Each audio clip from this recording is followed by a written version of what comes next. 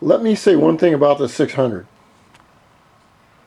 2010 was a good year. The fastest ones, I believe, were 2008.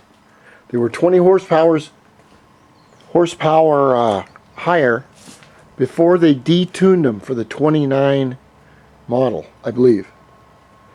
If you're going to put one of these batteries in, any battery into a 600, let me give you a piece of advice.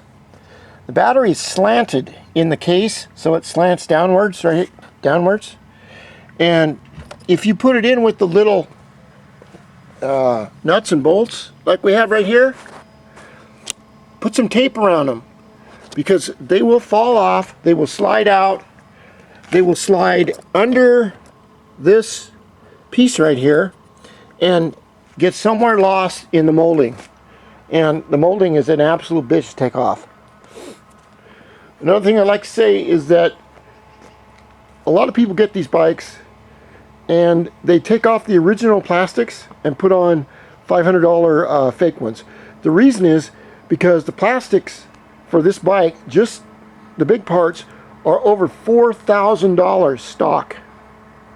So if you crash one, it just isn't worth. Just don't crash one. That's all I'm saying.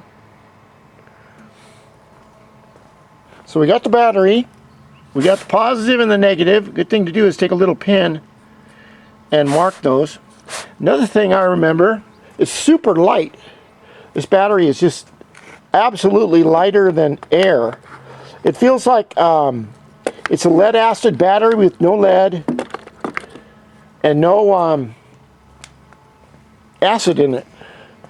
Another thing I've heard about these batteries is that you need a lithium ion charger to charge them. Now we're almost going to put this away for winter for my bike. I mean, my son's flying in, so he couldn't take it with him. But what I learned is take your batteries out or don't leave them in the bike.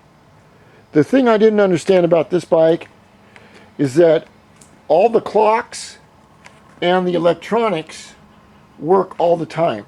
And so it's constantly sucking the life out of your battery. This bike is so fucking fast. It just, and driving it, it's like an angel sliding down a rainbow. All right, I'm gonna get this in and see if it works.